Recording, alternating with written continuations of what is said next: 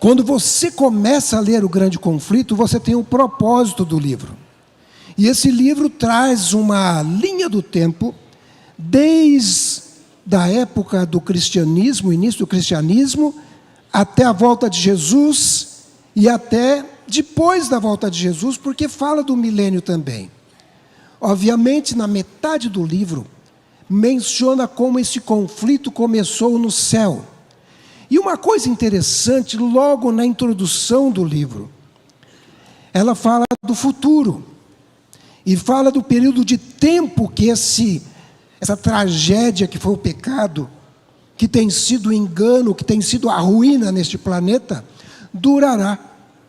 Ela diz assim: ao longo de 6.000 anos, esse ser, Lúcifer, de extrema inteligência, que no passado foi um dos maiores dentre os anjos de Deus, dedicou toda a sua energia à obra do engano e da ruína.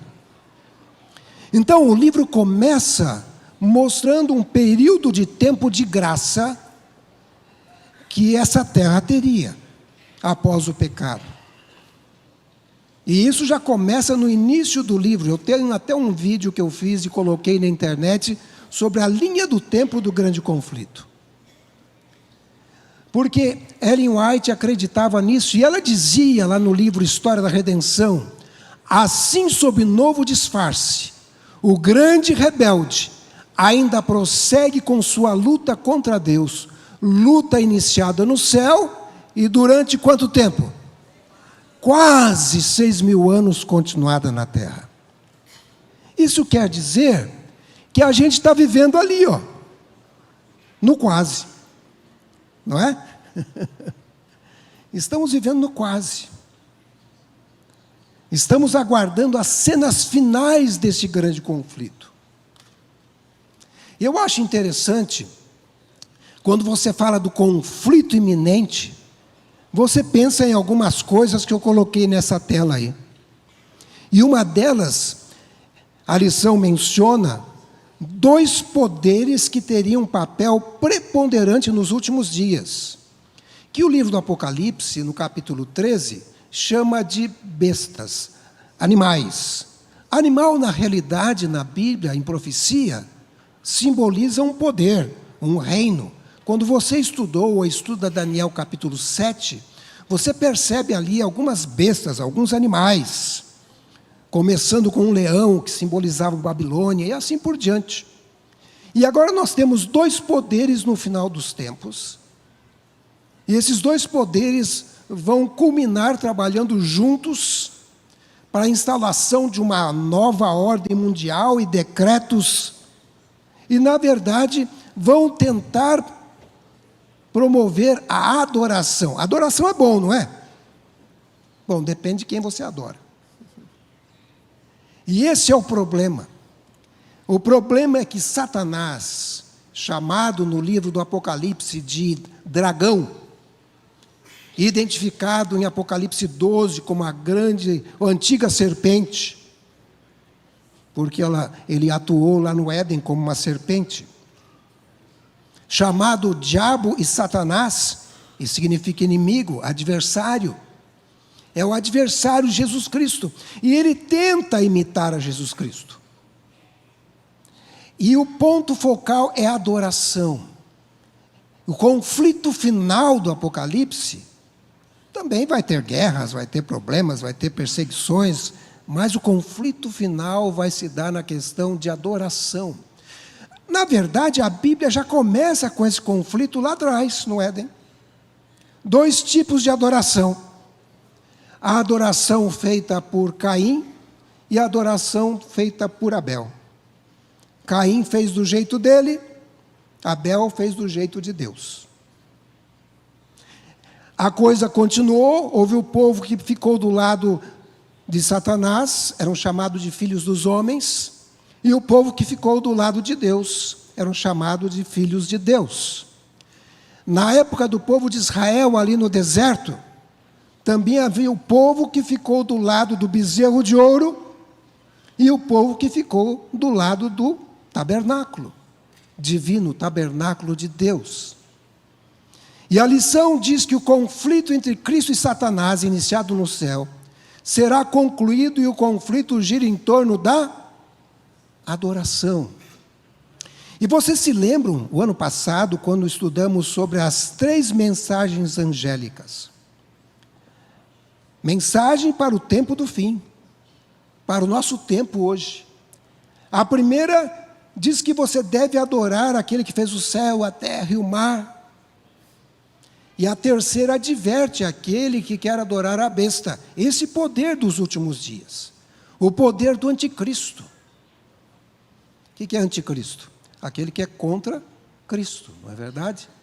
Então, as 3 mensagens angélicas mostram que existe aqui um grande conflito. A adoração ao Criador e a adoração à besta. Ou a esse poder que nos últimos dias estaria atuando.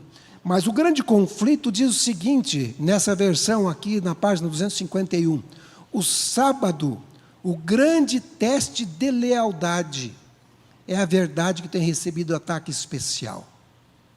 E aí ela coloca mais abaixo, a guarda do sábado verdadeiro é evidência de lealdade ao Criador. Por que sábado verdadeiro? Porque tem um sábado falso. Quando você lê a encíclica papal do Papa Francisco, você vai ver que ele fala da guarda do sábado. Ele fala do dia do Senhor. Só que ele quer dizer o domingo. E algumas pessoas dizem assim, não, pode guardar qualquer dia. Pode. Só que aquele dia não foi abençoado e não foi santificado. E nos últimos dias, esse vai ser um ponto marcante. A lição diz que vai ter apenas 2 grupos de pessoas. Os obedientes e os desobedientes. Aqueles que adoram o Criador, no dia que o Criador criou, no início da criação desse planeta, e aqueles que adorarão a besta e receberão a marca na testa ou na mão. Né? E o inimigo, diz a lição, ele usa o engano. Quando o engano não dá certo, ele usa a força. Satanás usou a serpente lá no Éden.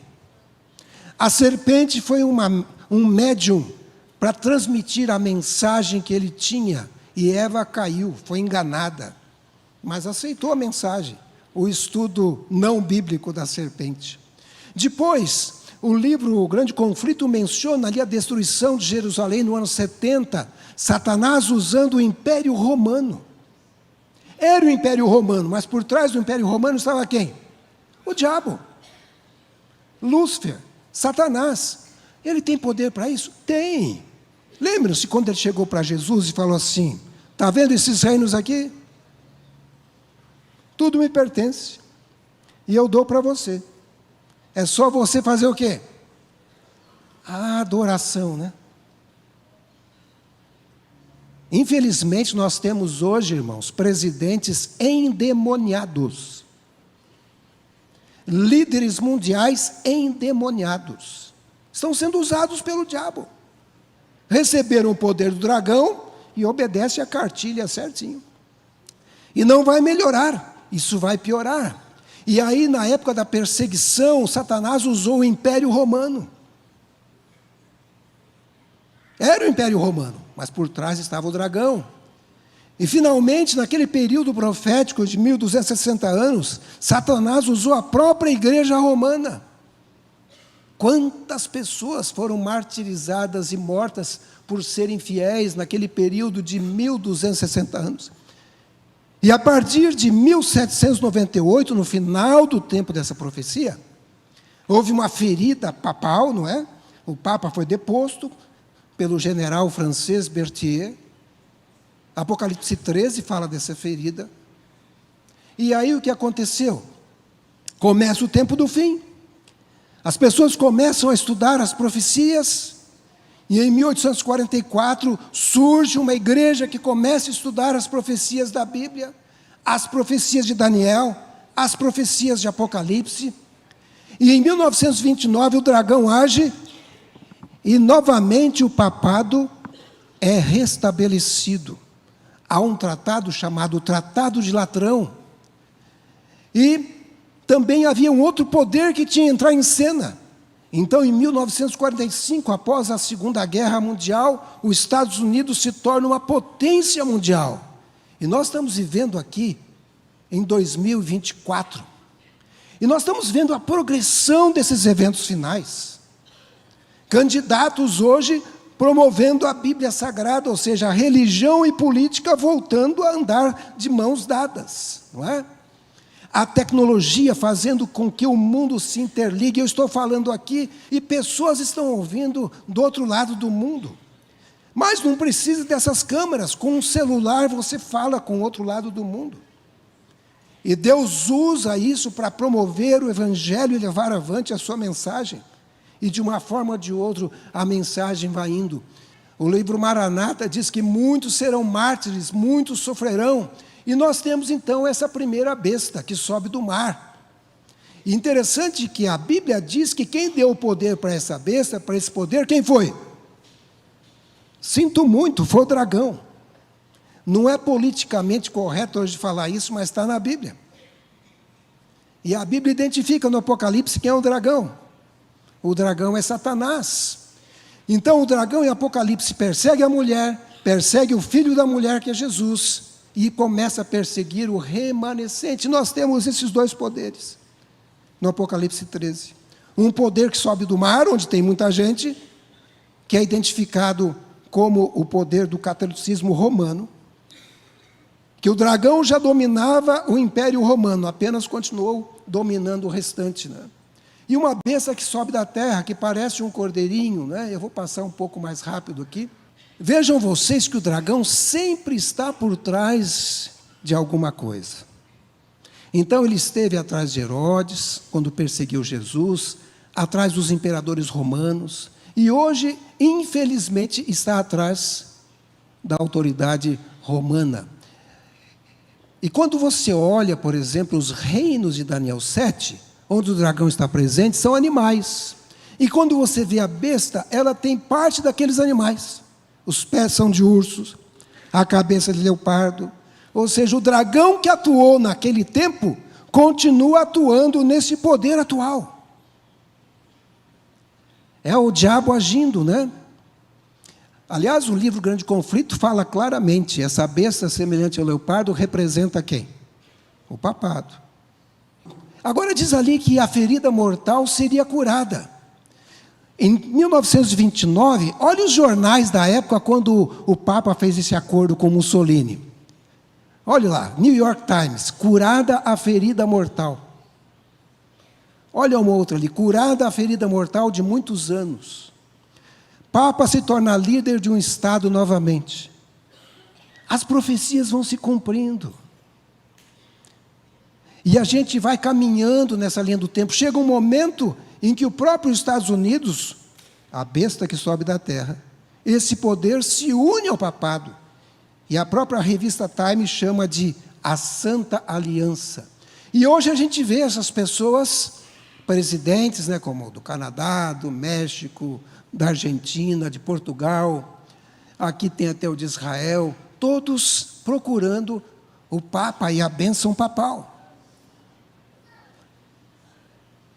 E aí nós temos até pessoas que nem são católicas, mas estão lá recebendo a bênção papal.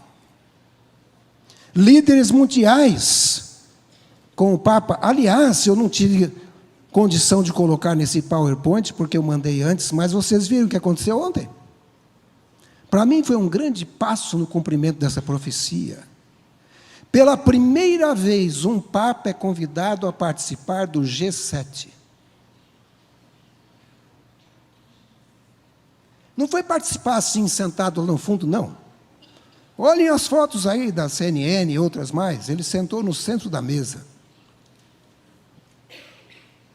E ele se reuniu de modo privado com Joe Biden.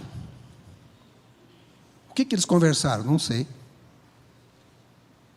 Mas isso mostra o cumprimento dessa profecia. Sabe, irmãos, o tempo já foi, eu não tenho como continuar, né? Porque o relógio já ficou vermelho ali, eu já até estourei no tempo. Eu tive o privilégio de trabalhar na divisão euroasiática por 5 anos. E eu pude ver o que é a interferência da política na igreja. Um presidente chegar para uma igreja registrada, legal, diante do governo, e dizer assim: não, essa cidade tem muita igreja. Quantas igrejas tem aqui? Tem 15? 6 está bom. Fecha essa, fecha essa, fecha essa, fecha essa, fecha essa. E simplesmente os irmãos chegaram no sábado, está fechada a igreja. Nós temos liberdade religiosa aqui. Me lembro do meu chefe lá na divisão Eurasiática, pastor Daniel. Daniel. Mas lá eles falam Denil. O pastor Danil. A família morava lá próximo ao Azerbaijão e o pai foi preso por servir a Deus. E, obviamente, na época da União Soviética, quando era preso, ia para onde? Para a Sibéria. Chegou na Sibéria, começaram a preencher a ficha dele. Nome, etc. Religião. Ele falou: adventista do 7º dia. E o carcereiro disse assim: não existe essa igreja. Ele falou: claro que existe. Eu sou dessa igreja. Ele falou: não, essa igreja não existe. Ele falou: existe. Eu sou dessa igreja. É a igreja que guarda o sábado. Ele falou: não existe. Vou escrever aqui ortodoxa. E assim, de uma hora para outra, ele ficou ortodoxo, né? A mãe fugiu para a Alemanha com os filhos, esperando aquela onda de perseguição passar. E lá na Alemanha chegou um momento, alguns anos depois, ela achava que o marido já tinha morrido, já tinha passado 5 anos. Ele, na verdade, ele foi solto, mas não foi permitido que ele fosse para outro lugar, porque disseram para ele: você está solto, já cumpriu sua pena, onde você quer ir? Ele falou: quero ir para a Ucrânia. Ele falou: não pode. Ele falou: quero ir para o Azerbaijão. Não pode. Onde eu posso ir? Essas 3 cidades aqui, toda cidadezinha perto ali da prisão. Tá bom, então, quero essa aqui. Não havia mais comunicação com a esposa, mas na Alemanha disseram para ela assim: olha, as coisas acalmaram, vocês estão perdoados, podem voltar para a mãe Rússia, para a União Soviética novamente. E ela juntou os filhos com aquele amor, não é? E interessante, ela também se manteve fiel ali à igreja, né? E pegou o trem. Muita gente ali no trem, o trem estava escrito: bem-vindo de volta à Rússia, um monte de bexigas, né? Balões. E ela disse que queria ficar na Ucrânia. E o trem chegou na Ucrânia. E foi passando a Ucrânia e não parava. E passou a capital da Ucrânia e o trem não parava. Ela disse assim, chamou um guarda e falou assim: vem cá, eu falei que eu ia ficar na Ucrânia. Ele falou assim: vocês são traidores. Vocês vão para a Sibéria. Vocês ajudaram a destruir esse país, agora vocês vão ajudar a construir. E ela foi levada lá para a Sibéria com os filhos. Mas como Deus dirige tudo, o que ela encontrou na Sibéria? O esposo, né? E lá eles continuaram servindo ao Senhor, do jeito que era possível. Eu tenho na minha casa pelo menos 2 livros datilografados, porque era assim que a Bíblia era feita na Rússia, escondida. As pessoas punham um cobertor em cima um edredom, na verdade, em cima assim, da mesa, uma máquina de escrever embaixo, e ali, meio de cócoras, punha 7 folhas e o carbono no meio, e ia datilografando aquilo, né? E quando eu saí lá da Ucrânia, ele falou: o que você quer de presente? Eu falei: se alguém quiser me doar uma Bíblia dessa, ou um livro desse, eu ia ficar muito feliz. E aí eu recebi um livro de Ellen White, datilografado. Eu acho que era a 7ª folha, está bem ruinzinho. E o outro livro de Mateus. Estão na minha casa lá em Nova Friburgo, não estou aqui, senão eu teria trazido para vocês aqui. E olha, quando eles estavam datilografando, às vezes estavam quase terminando o trabalho. Se a polícia chegasse, eles tinham uma tina assim, cheio d'água, um barril. Eles punham tudo dentro ali, e pegavam o edredom e jogavam por cima como se estivesse lavando roupa. Perdia todo o trabalho. E hoje nós temos o privilégio de ter tantas Bíblias, né? Eu não sei quantas você tem em casa, eu tenho várias em casa. E procuro ler a Bíblia todos os dias, do começo ao fim, a cada ano. Às vezes eu termino o ano, no final do ano, começa o outro, né? Temos que nos preparar para esses últimos dias, porque a perseguição virá. Ou você vai receber o selo de Deus. Sabe o que é selo de Deus? É aquele selo de patrimônio que você encontra na sua firma, na sua empresa. É o selo de patrimônio de Deus que vai ser colocado na sua testa. E o demônio não terá poder sobre a sua vida. Os selados escaparão das pragas. E finalmente se encontrarão com Jesus aonde? Nos ares. E a minha Bíblia diz: estarão para sempre com o Senhor. Essa é a nossa esperança. A gente já sabe o fim da história. Por que escolher a marca da besta? Porque o livro Grande Conflito fala também qual é o final da besta. E o Apocalipse também fala: será destruída no fogo. Não vai sobrar nem raiz nem ramo. Estamos vivendo em momentos de escolha. Só haverá dois grupos: os selados de Deus receberão a chuva serôdia, participarão do alto clamor. Que privilégio! Serão como as virgens prudentes, estarão para sempre com o Senhor.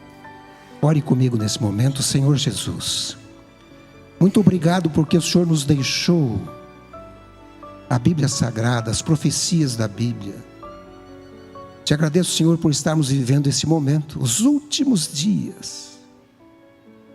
Em breve veremos coisas grandiosas, difíceis. Haverá tribulação qual nunca houve, mas confiamos que o Senhor vai enviar os anjos ao nosso redor. E nós vamos conseguir atravessar esse momento difícil, para vivermos uma eternidade ao lado de Jesus, ao lado de Deus o Criador, ao lado do Espírito Santo, ao lado dos santos anjos e de teus filhos que forem salvos. Te peço, Senhor, que nos dê o privilégio de estarmos presentes entre os salvos. Abençoe a cada família que aqui está. Eu te peço em nome de Jesus. E vocês dizem: amém.